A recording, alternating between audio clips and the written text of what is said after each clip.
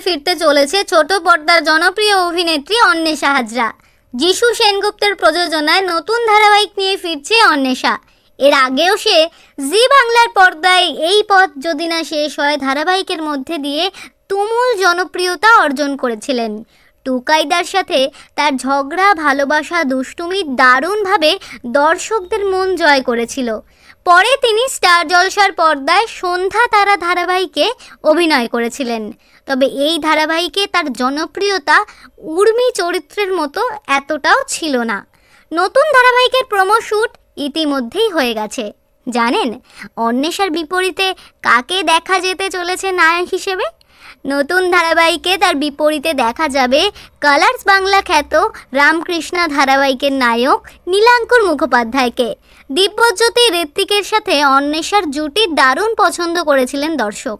নতুন ধারাবাহিকের জন্য লুক সেট আগেই হয়ে গিয়েছিল। কিছুদিন আগেই শেষ হয়েছে প্রোমো শ্যুট। নতুন ধারাবাহিকের গল্প পারিবারিক গল্প হবে বলেই জানা যাচ্ছে। তবে এই নতুন ধারাবাহিক কখন দেখানো হবে তা কিন্তু এখনও নিশ্চিত করা হয়নি।